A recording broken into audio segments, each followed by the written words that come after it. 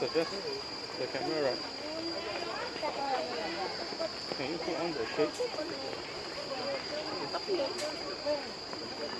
No, the shade.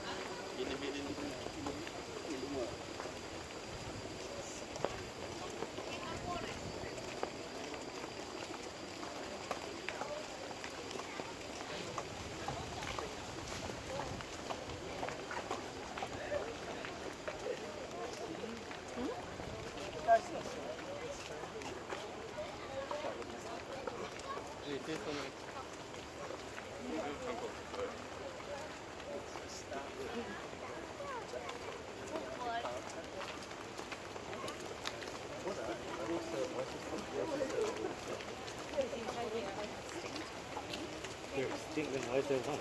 Hi. What about India? Okay. Everyone, please gather here. Thank you for joining us and registering for this session. You see our, this is Pangolina. You see Pangolina there? Okay, just some little instructions. Do not go up to touch her. No flash photography, okay, because you'll stun her. She's a nocturnal animal. Alright. Oh. So,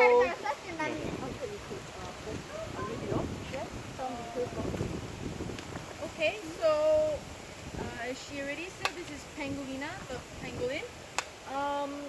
She's kind of a special case because she was a wild pangolin, but she actually got involved in a car accident.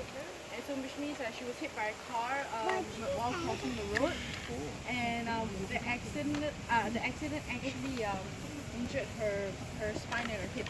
So you can kind of see the way she's walking is a bit like waddling from side to side, which is not the way a normal pangolin would walk. And she's a bit slower than a normal pangolin. And she can't be released to the wild because pangolins, they curl up into a ball to protect themselves from any threats, but she's unable to do that. So we can't release her to the wild.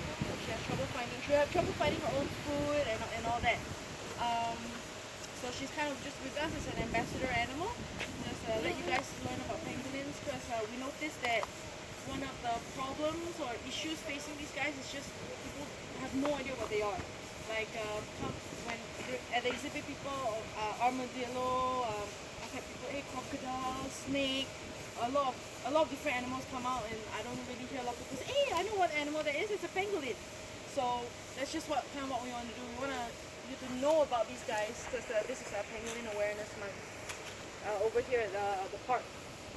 So pangolins, they are the most poached animal in the whole world. A lot of people think it's like the rhinos or tigers or elephants and all that, but it's actually these guys. This particular subspecies, the Sumer pangolin, and also the Chinese pangolin, those are the two most trafficked species of pangolins. And the reason why they're so hunted is because of the scales. It's just in traditional medicine. So people think if they eat the scale, it's going to cure like a illness or something that they have, which is not true. Because pangolins, the scales are made from the same materials you have in your nails. It's called keratin. The exact same material. You can kind of see that she has very fine hairs. It's the same thing. It's just that it's kind of like hairs that's fused together to form this very hard shell scale. So that's what we're trying to spread to you guys. Don't buy pangolin products. You see, you guys just don't buy, and if you see someone buying that you know, just kind of let them know that there's no proof, there's no study to back up that there's any form of medicinal property at all.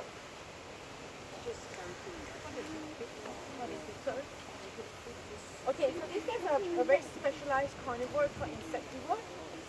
So they only eat insects. You can kind of see what she's doing right now. There's actually an ant's nest there. So she will dig using her claws, and she will dig, and she has a very long tongue. And so it will actually go inside, and very sticky. The saliva is very, very sticky. And so all the ants will stick to it, and that's how she will eat. So ants and termites and all that kind of stuff. Do you think its scales help protect it? So they have a very, very good sense of smell, which helps them find their food. But their eyesight is not very good. Them being a nocturnal animal, they're not going to need sight as much when it's very dark outside. Because they sleep up to about 20, 22 hours a day. So they're only active at night. But for us, especially, she's a special case. Her being an ambassador animal, she's more used to be awake during the day. But if you see our other penguins, they're knocked out, right? They'll sleep until night. So she came to us in 2008. So because these guys are not well known, not a lot of studies have been done. So again, so our best guess is 11, 12, maybe 13. We're not entirely sure. So we kind of think we've guessed that around the age limit is the life expectancy is about maybe 20, 25. Because it's very hard to study penguins in the wild. Because to see them active, you need to go out like maybe 3, 4 a.m. into the forest. Yeah. So the only baseline we have is animals kept under human care, which they are going to have a longer lifespan. They kind of see it's a very long. It actually goes down into her stomach. So immediately when she licks it, then all the ants will be in her stomach. So oh no, so when we provide her food, so actually we go based on their size, and the nutritionist will kind of give us the amount. So we have total 8 penguins, including her. Yeah, so every single penguin eats a different food. Yeah, so she doesn't eat the same as any of our other penguins, the amount. And then we will kind of tweak that based on is she losing, like how active she is. So if now she's more active, then we might increase her food intake, that kind of stuff.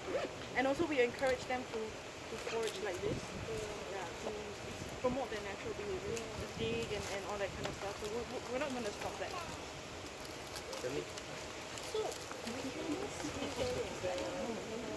The night safari, yes. It's so that we can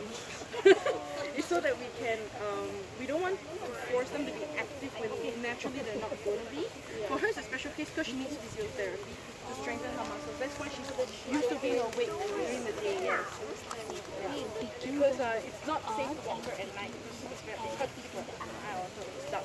So that's why she's more active during the day. But that's because of her special case. As much as we can, we try not to keep them awake. Where are they native to?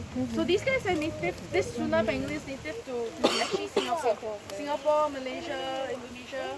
So they can still be found wild in Singapore. She was a wild pangolin, and we have a few others that were rescued, and we recently released one pangolin into the wild.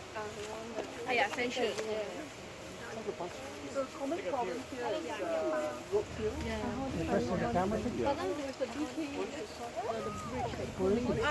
So it does help. We have CCTV cameras there, the Ecolink, and we've actually seen penguins and other animals using it. But sometimes they don't go there, then they end up crossing the road anyway. So that's why we encourage people, especially these big forested areas, just slow down at night. So it's easier to see these guys and avoid them. Yeah. So they actually don't have any teeth. So they can't bite people. They don't have any teeth. To actually grind down the insects, they go straight into their stomach. Are they prey for any specific animal? No, because of the urbanization, there's not a lot of big animals anymore. Maybe if you Malaysia, where there's still the big wild areas, maybe like there's a Malayan tigers and all that kind of stuff. So underneath the belly is soft, right? Yeah, it's soft.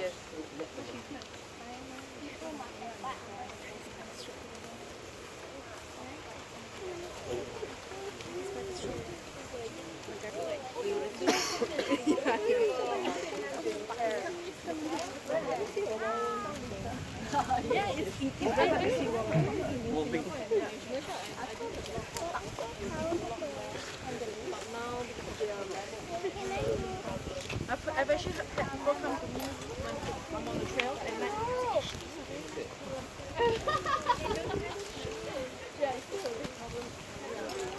In Malaysia, I think.